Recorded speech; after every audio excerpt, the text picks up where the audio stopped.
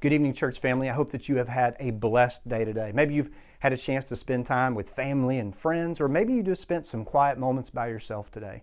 Whatever the case may be, I hope that it's been a blessing for you. As we consider this gift-giving season that we're in, I want you to think about what your favorite gift was today. Maybe it was that brand new gaming system you've been thinking about and saving up for, or wanting, or asked Santa for, or maybe it's a new tool set that somebody provided for you. Maybe it's an outfit you've been wanting, or maybe it's something more like a gift card that somebody got you to your favorite place to shop or your favorite place to eat. Whatever the case may be, I want you to think about that favorite gift. Now, one of the things that I said this morning in my sermon was to remind us that the greatest gift that we have ever received or ever will receive is Jesus, right? So for the next few moments, here's what I want us to do. I want you to reflect on some things in regards to the gift of Jesus in your life. The first of those is I want you to look back over this past year. I want you to really think about this, the ways that Jesus has blessed you. Now, what do I mean by that? Maybe for you this year, you learned more about that peace that surpasses understanding that Paul talks about in Philippians chapter 4 and verse 7, the peace that only comes through knowing Jesus. Maybe for you, you learned a valuable lesson on what it means to love your enemies, to pray for people that persecute you, as Jesus reminds us. And what that's done for you is perhaps opened your eyes to look at the world in a very different way. Or maybe for you, it's something even more simple, like you have just learned to appreciate the presence of Christ in your life as He continues through His Word, through His influence in your life to help you to shape your thoughts, your attitude, and the way that you act. Maybe that's what has been a blessing for you. Or maybe this year you have been reminded of the power of the gospel of Christ. Romans 1:16 reminds us we shouldn't be ashamed because the gospel is the power unto salvation, right? And we've seen that this year at West End. These past few months, it's been amazing. It's been wonderful to see people respond to the gospel. They see what God has done for them, and they want to respond to that and be baptized into Christ. And what a blessing that has been for all of us to see that and to be renewed in our confidence in the Word of God, and that it still has the power to change lives.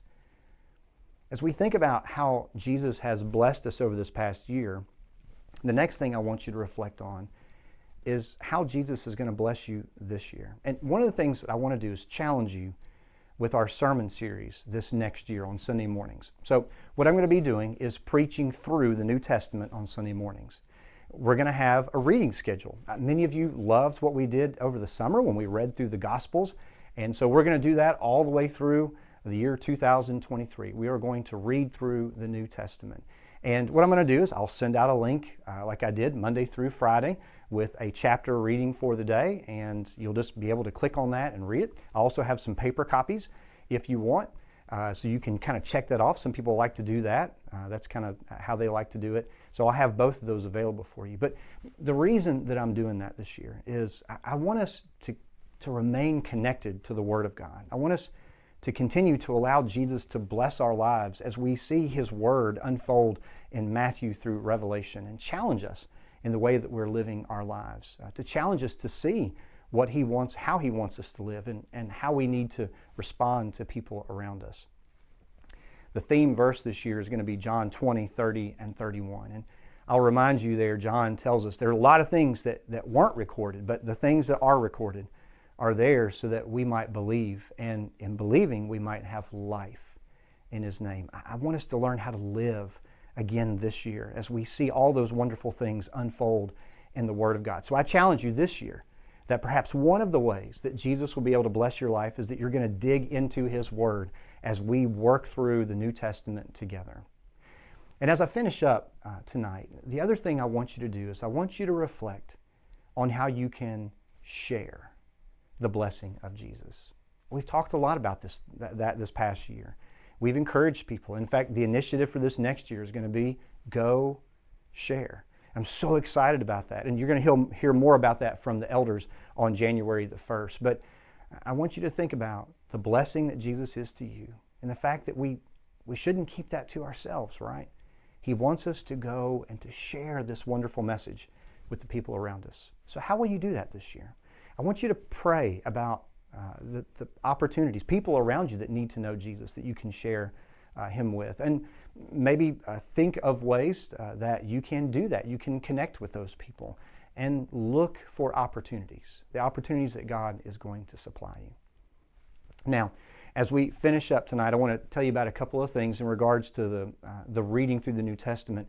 There is a devotional book put together by the Jenkins Institute. It's a couple of years old, but it's really good, and it pairs exactly with reading through the New Testament.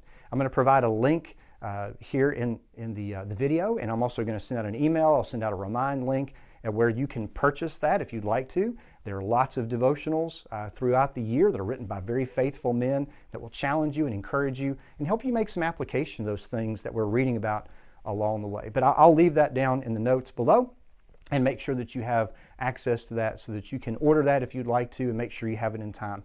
There's digital copies of it, so you can buy it and download right away, or you can buy a paper copy and have it shipped to you. You can do that through the Jenkins Institute, or you can do that through Amazon, either way. And I'll provide some more information about that as we go. But I hope that you'll accept that challenge this year, that you'll read through the New Testament, and then also that you'll buy one of these devotional books and follow along and be encouraged by great men of God as they encourage us to figure out how to live like Jesus, to become more like Him each and every day. God bless you. Hope that you have a wonderful week and a great start to the new year. God bless.